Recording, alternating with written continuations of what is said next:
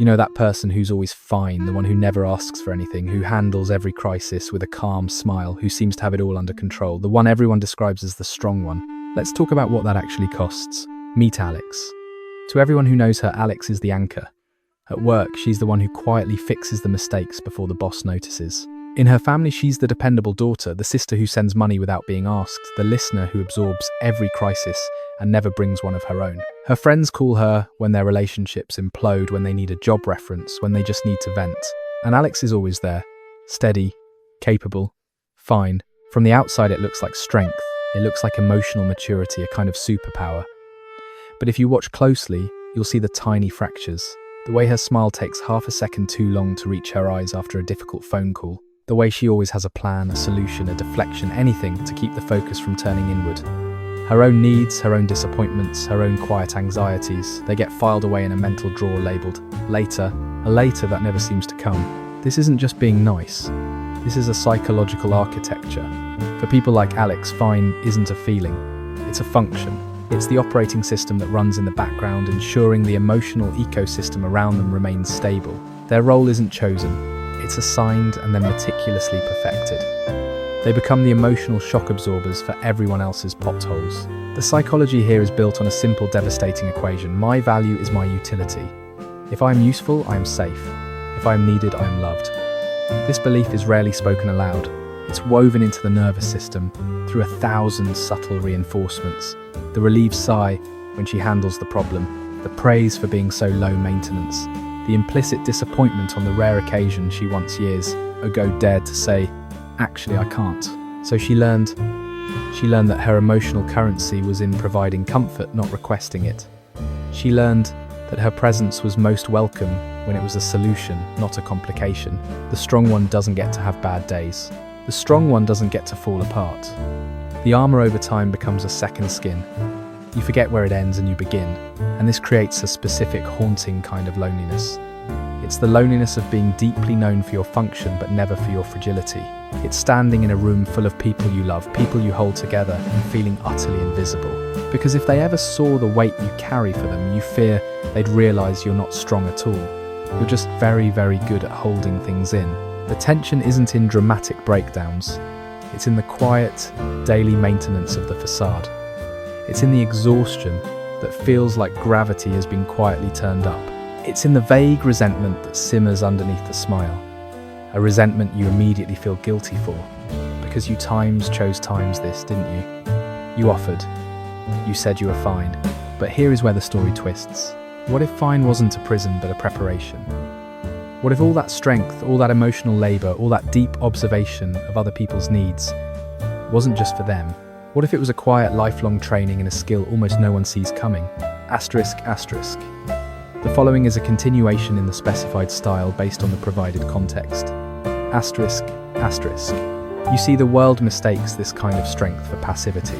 It looks at the person who absorbs tension and calls them a doormat. It watches the one who de-escalates and labels them conflict-averse. It sees the emotional shock absorber and assumes they have no spine of their own. But that's a fundamental misreading of the architecture. What's actually being built brick by silent brick is not a wall to hide behind. It's an asterisk, asterisk, control room, asterisk, asterisk. Think about it. To constantly manage the emotional weather of every room you enter, you must become a master meteorologist of human nature. You learn to read microshifts in pressure before they become storms. You sense the tremor of insecurity in a boast, the silent plea for reassurance in a complaint, the raw fear masquerading as anger. You don't just listen to words, you translate the dialect of behaviour. This isn't weakness. This is asterisk, asterisk, deep field intelligence, asterisk, asterisk. The strong one has spent a lifetime mapping the fault lines in everyone around them. They know where the vulnerabilities are buried, where the triggers are wired, what soothes and what ignites. They've done this not out of manipulation, but out of a desperate, loving need to keep the peace, to keep times safe by keeping the system stable. But here is the plot twist, the psychological hinge the entire story swings on. Asterisk, asterisk. That same exquisite sensitivity to others that radar constantly tuned to external chaos becomes blindingly accurate when finally turned inward. Asterisk, asterisk. The moment comes not with a bang, but with a quiet click. It's the Tuesday afternoon, you're soothing another's crisis, and you hear your own voice calm and steady. and a new thought forms clear as glass times. I know exactly what you need. I have always known, and now I finally know what I need too. Asterisk. The strength was never the armor. The strength was the asterisk calibration asterisk. All those years of regulating others' emotions was a grueling, unconscious masterclass in self-regulation. Of sitting with discomfort without fleeing, of observing chaos without becoming it, of holding space without collapsing into it. You were building a nervous system that could withstand immense internal pressure because it had practiced on the pressure of the entire world, the loneliness of being the strong one. It was the necessary isolation of the deep-sea diver, training in crushing depths so that one day they could walk on the ocean floor and not even feel the weight. So the transformation isn't about breaking down. It's about asterisk, changing the directive asterisk. The control room doesn't get dismantled. Its purpose gets upgraded. No longer is its sole function to monitor external threats and keep everyone else comfortable. Now its primary mission is sovereignty. It uses its hard-won data, its profound understanding of cause and effect, of need and fulfillment, of boundary and violation for a new project. Asterisk. The conscious creation of a life that doesn't require absorbing shocks to feel valuable. Asterisk. The person stops saying I'm fine when they're not. Not with drama, but with the same calm, factual tone they once used to talk someone else off a ledge. That doesn't work for me. I need something different. I understand you're upset, but I can't carry this for you. It feels at first like speaking a foreign language in your own voice. But the control room is running the translation. It knows how this will land. It anticipates the surprise, the pushback, the testing, and because it knows it is not afraid, it has already simulated this scenario 1,000 times. This is the ultimate reframe. The strong one, asterisk, becomes the strategist. Asterisk. Their compassion, once a limitless resource for others, gets a new non-negotiable recipient themselves. Their ability to manage becomes the ability to asterisk, orchestrate. Asterisk. They stop solving problems they didn't create and start building landscapes where those problems can't thrive. They were never just the shock absorber. They were the engineer all along. And if you see yourself in this, if you are so tired of being the strong one, ask yourself this not as a lament but as a strategic inquiry. What have I really been building all this time, and what happens when I command the control, room for myself? The strength was real, it just wasn't yours yet. Now it can be. So the training isn't about ignoring the pressure, it's about asterisk, rewriting the definition of weight. Asterisk. The body doesn't get crushed. Its relationship to force gets recalibrated. No longer is depth an external threat to be survived. Now it's an internal architecture to be inhabited. The diver uses their hard-won conditioning, their cellular understanding of compression and resistance, of breadth and density, of limits and capacity for a new purpose. Asterisk. The deliberate construction of a self that can walk the ocean floor and feel only the ground beneath their feet. Asterisk. They stop fighting the million-pound column of water, not with surrender, but with the same precise technical focus they once used to check their gauges.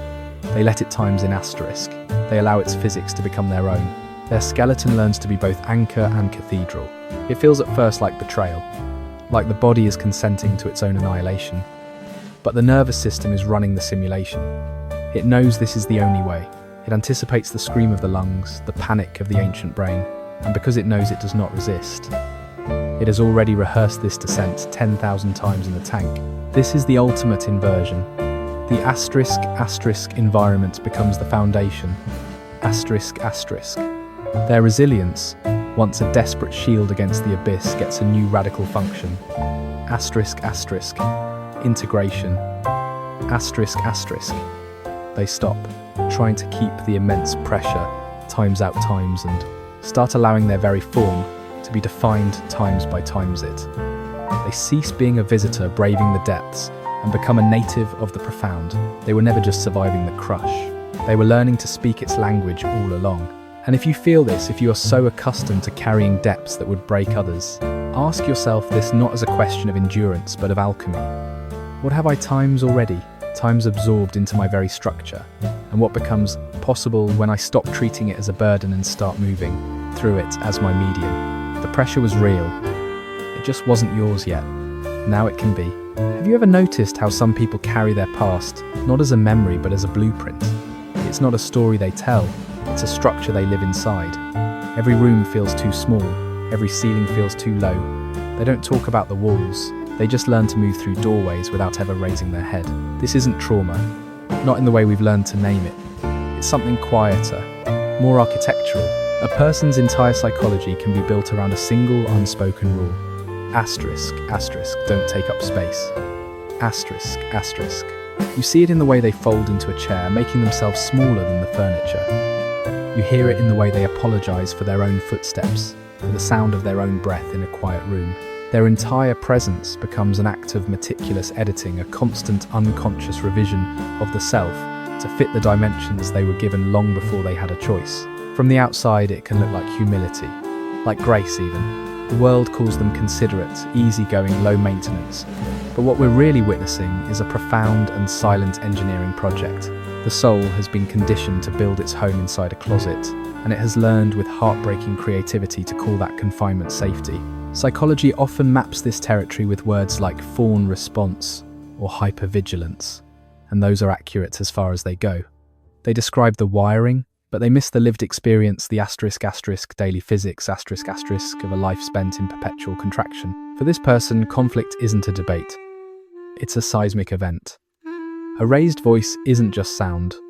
It's a structural threat. Their nervous system isn't assessing times what times is being said. It's measuring the tremor in the foundation. It's calculating with ancient precision the exact degree of personal folding required to make the shaking stop. So they become experts in preemptive collapse. They master the art of strategic disappearance. They learn to dissolve their own boundaries before anyone else can test them. It's not submission, it's a sophisticated survival algorithm. Asterisk, asterisk. If I am already smaller than the pressure, it cannot crush me. Asterisk, asterisk. And for years, sometimes for decades, this works. It keeps them safe. It keeps the peace. The world rewards their compactness. They are praised for being no trouble at all, but the cost is a quiet, accumulating gravity. Every folded desire, every swallowed word, every unclaimed need, it doesn't vanish. It settles. It becomes internal mass, a density of the spirit. They begin to feel inexplicably heavy, yet utterly insubstantial. They are filled with the weight of everything they've ever compressed, yet they take up less and less room in their own life. This is the central paradox. Asterisk, asterisk. In their effort to avoid being a burden, they become burdened by their own absence. Asterisk, asterisk. The plot twist is never dramatic, it's often absurdly small. A misplaced comment from a stranger, a friend asking, "Why do you always sit on the floor when there's a chair?" The moment they realise they've painted an entire room, a colour they hate simply because someone else once said it was cheerful. And in that tiny, ridiculous moment, the entire architecture shudders. They see the blueprint, not as a fact of life, but as a Times design asterisk. A design they did not draw, but have been faithfully, diligently building to spec their entire life. The crushing realization isn't that they are confined, it's that they are the chief builder of their own confinement.